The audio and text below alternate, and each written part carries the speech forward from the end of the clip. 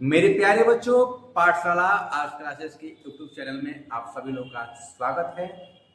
वे बच्चे जो इंटर में आर्ट्स लिए हुए हैं, अगले साल एग्जाम देने वाले हैं और उनकी तैयारी अभी तक पूर्ण नहीं हो पाई है या और बेहतर तैयारी करना चाहते हैं, तो पाठशाला आर्ट्स क्लासेस आप लोगों के लिए 2.5 महीने का स्पेशल क्रैश कोर्स लेकर के आया हुआ है, जिसको पढ़ करके देख करके आप अपनी तैयारी को बहुत बढ़िया बूस्ट कर सकते हैं। इससे पहले आप लोग इस चैनल को सब्सक्राइब कर लीजिए, नोटिफिकेशन भी अलाउ कर लीजिए ताकि क्लास की सारी सूचनाएं आप लोग तक टाइम टू टाइम पहुंचते रहेंगे।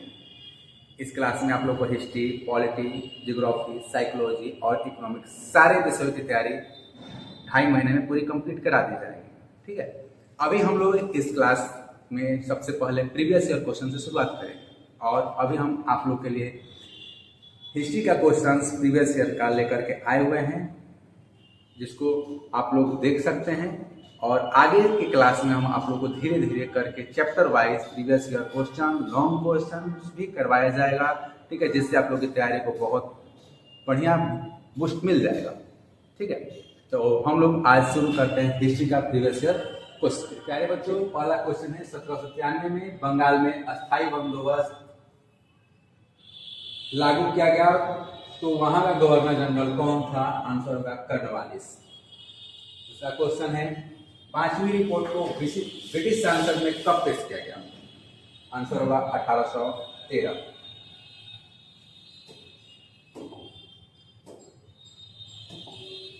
ईस्ट इंडिया एक्ट कब पारित हुआ? तो इसका आंसर होगा 1793। फ्रांसीसी बुकानन कौन थे? तो वो एक डॉक्टर थे। संथाल विद्रोह कब हुआ था? 1855 और 56 में। यहाँ पे आप एक चीज और लिख लीजिएगा, इस विद्रोह के नेतृत्व करता सिंधु और कामिल।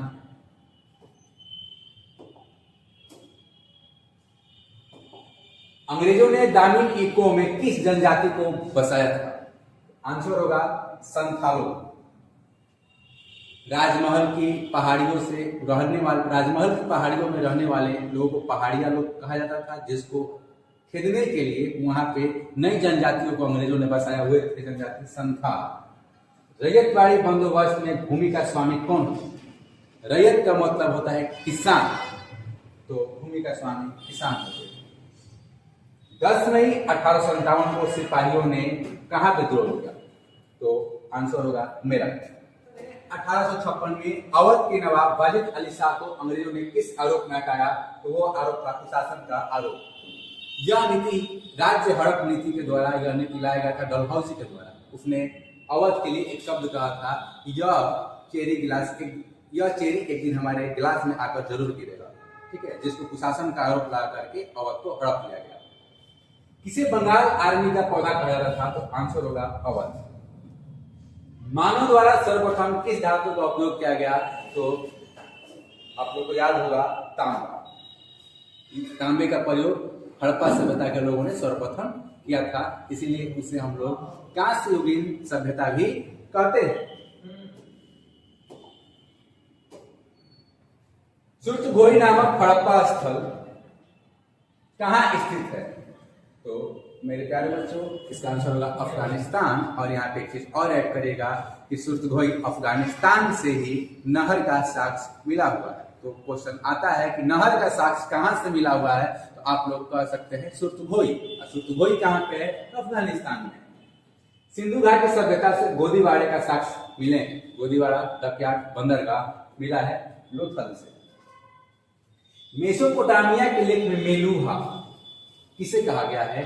तो हड़प्पाई क्षेत्र को कहा गया है। मेलुहा का मतलब होता है नाविकों का देश। तो क्वेश्चन एक और आप लोगों को मिल सकता है कि मेसोपोटामियाई लोग मेलुहा कहते थे, जिसका अर्थ क्या होता है? तो नाविकों का देश। फ्यान से बने लघु पात्र जो संभवतः सुगंधित द्रव्यों के पात्रों के रूप में प्रयुक्त होते थे, कहाँ मिले हैं? तो फ्यान हड़प्पा सभ्यता का एक लग्जरियस आइटम हुआ करता था, यानी कि महंगी वस्तु हुआ करती थी। और ये महंगी वस्तु उस समय के महंगे शहरों से मिलेंगी। तो उस समय का महंगा शहर था हड़प्पा और मोहनजोदड़ो दोनों। तो ऑप्शन होगा डी, ए और बी दोनों। अगला क्वेश्चन है एस.आर. राव द्वारा लोथल में खुदाई का आरंभ कब हुआ? तो आंसर होगा 1955। जैन ग्रंथों में महाजनपदों की कितनी संख्या थी? तो महाजनपद की संख्या थी 16। कौन सा ग्रंथ है? तो बौद्ध धर्म में लिख लीजिएगा अंगुत्तर निकाय, और जैन धर्म में लिख लीजिएगा भगवती सूत्र में 16 महाजनपदों की चर्चा मिलती है। मौर्य साम्राज्य के संस्थापक कौन? चंद्रगुप्त मौर्य। हड़प्पा और मोहनजोदड़ो खुदाई के समय पुरातात्विक सर्वेक्षण के डायरेक्टर जनरल कौन थे? तो वे थे जॉन मार्शल। लेकिन क्वेश्चन पूछेगा कि भारतीय पुरातात्विक सर्वेक्षण के पिता किसे कहा जाता है? तो होगा अलेक्जेंडर कनिंघम। धम्म महामात्र का क्या अर्थ था? धम्म का प्रचार करना, जिसकी शुरुआत अशोक ने किया था, मौर्य साम्राज्य का शासक सम्राट अशोक।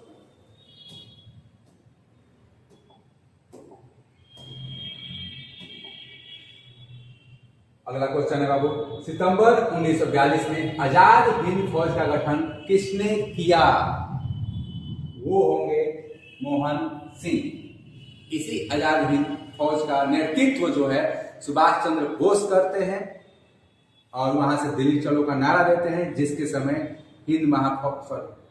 आजाद हिंद फौज का पूरी दुनिया में नाम हुआ। लेकिन इसके नींव रखने वाले व्यक्ति थे captain Mohan Singh. Cabinet mission योजना के अध्यक्ष कौन थे? तो आंसर होगा लॉरेंस। मुस्लिम लीग ने प्रत्यक्ष कार्रवाई डायरेक्ट एक्शन डे कब मनाया? तो 16 अगस्त 1946। कैबिनेट मिशन ने जब विभाजन के प्रस्ताव को खारिज कर दिया तो मुस्लिम लीग के नेता मोहम्मद अली जिन्ना ने डायरेक्ट एक्शन डे मनाया था। समय था 16 अगस्त 1946। तो क्वेश्चन ये भी आता है कि किस मिशन के खारिज करने पर, विभाजन का प्रस्ताव खारिज करने पर मुस्लिम लीग ने प्रत्यक्ष कार्रवाई किया था? तो बताइएगा कैबिनेट मिशन योजना। भारत की आजादी के समय ब्रिटेन में किसकी सरकार थी? तो लेबर पार्टी की सरकार थी। भारतीय स्वतंत्रता अधिनियम संविधान सभा का गठन किस योजना के तहत किया गया था? तो कैबिनेट मिशन योजना के तहत किया गया था। अगला क्वेश्चन है, संविधान सभा की प्रारूप समिति का अध्यक्ष कौन थे? आंसर होगा BR अम्बेडकर। भारत के राष्ट्रीय ध्वज का प्रस्ताव संविधान सभा में किसने प्रस्तुत किया? तो जवाहरलाल नेहरू ने प्रस्तुत किया। एक चीज और याद करेगा कि संविधान सभा के समक्ष प्रस्तावना के प्रस्ताव को भी किसने प्रस्तुत किया? तो जवाहरलाल नेहरू। अंतिम सरकार में वित्त मंत्री कौन थे? लियाकत अली खान, जो मुस्लिम लीग के नेता थे। स्वतंत्र भारत के प्रथम गवर्नर जनरल कौन थे? यहाँ पे हंसने वाली बात होती है। पूछा जा रहा है कि स्वतंत्र भारत के प्रथम गवर्नर जनरल कौन थे? तो आप बोलेगा लॉर्ड माउंटबेटन। लेकिन अगर यही क्वेश्चन पूछा जाएगा कि स्वतंत्र भारत के पहले भारतीय गवर्नर जनरल कौन थे? तो C राजगोपालाचारी। तो ये क्वेश्चन हिस्ट्री में भी पूछा जाता है और आप लोग के पॉलिटी में भी क्वेश्चन आ जाता है, तो ध्यान देने की बात है। जय हिंद का नारा किसने दिया था? पता ही, सुभाष चंद्र बोस ने दिया।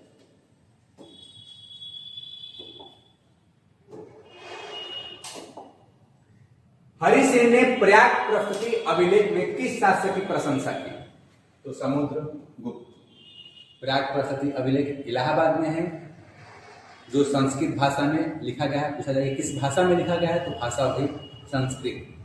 और इसमें कुल कितने देवताओं के साथ समुद्रगुप्त की चर्चा की गई है? तो कुल 4 देवताओं के साथ समुद्रगुप्त की चर्चा की गई है, जो चर्चा कर रहे हैं हरिसेन। उनके राज्य के कवि थे, दरबारी कवि। गौतमी पुत्र सतकर्णी का संबंध किस राजवंश से था? तो सातवाहन। एक चीज और याद रखेगा, सातवाहन वंश के शासक अपने नाम से पहले माता का गोत्र लगाते थे, जैसे गौतमी पुत्र सतकर्णी। तो गौतमी जो है उनके माता के गोत्र का नाम है। ठीक है। तमिल संगम साहित्य में बेल्लार किसे कहा जाता है? तो बड़े जमींदार को बेल्लार कहा जाता है। शिल्प उत्पादकों और व्यापारियों के संघ को क्या कहा जाता है? तो श्रेणी। धर्मसूत्र और धर्मशास्त्र में विवाह के कितने रूपों की मान्यता दी गई है? तो 8 प्रकार के विवाहों की चर्चा की गई है। महाभारत में भी भीष्म पितामह 8 प्रकार के विवाह की चर्चा किए हुए, जो 4 उत्तम प्रकार के होते हैं और 4 निंदनीय होते हैं।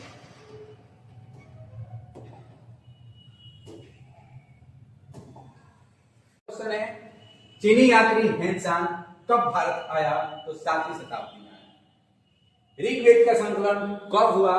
तो 1500 से 1000 ईसा पूर्व। जब बच्चों आप लोग को हड़प्पा सभ्यता पढ़ाएंगे तो वहां पर हम आप लोगों को बहुत बढ़िया से ईसा पूर्व वाले चीजों को और ईसा पूर्व वाले टॉपिक पे आप लोग का जो भी डाउट होगा हम क्लियर कर देंगे।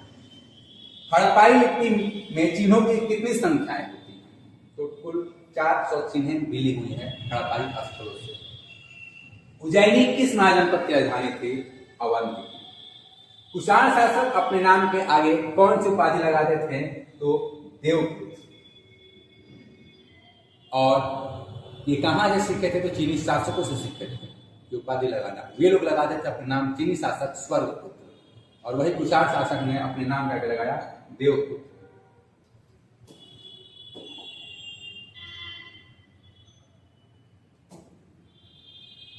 गांधी जी किसके अनुरोध पर चंपारण गए? राजकुमार शुक्ल। जालियांवाला बाग हत्याकांड कब हुआ? 13 अप्रैल 1919।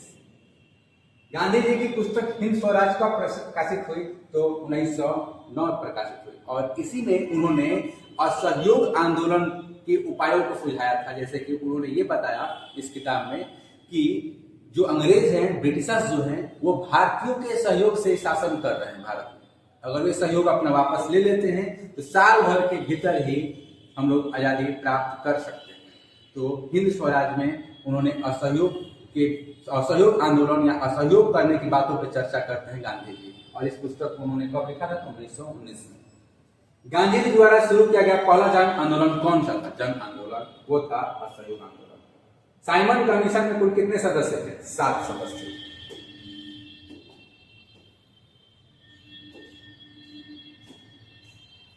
गांधी जी एज ए महात्मा पुस्तक के लेखक कौन थे? तो गांधी जी एज महात्मा पुस्तक के लेखक कौन है? तो आंसर होगा शहीद अमीर। कमला देवी चट्टोपाध्याय गांधी जी के किस आंदोलन में उनकी सहयोगी थी? तो सविनय अवज्ञा आंदोलन। गांधी जी कांग्रेस के प्रतिनिधि के रूप में किस गोलमेज सम्मेलन में शामिल हुए? तो दूसरे गोलमेज सम्मेलन में शामिल हुए। गांधी जी और डॉक्टर अंबेडकर के बीच पुनः समझौता कब हुआ? तो पुनः समझौता हुआ था 1933 में। क्रिप्स मिशन भारत कब आया? तो क्रिप्स मिशन भारत आया था 1942 में। ये अभी आप लोग के सामने बहुत 50 क्वेश्चन हैं, ठीक है, जिसका डिस्कशन अभी हुआ है। आगे 50 क्वेश्चन का डिस्कशन आप लोगों को अगले वीडियो में किया जाएगा।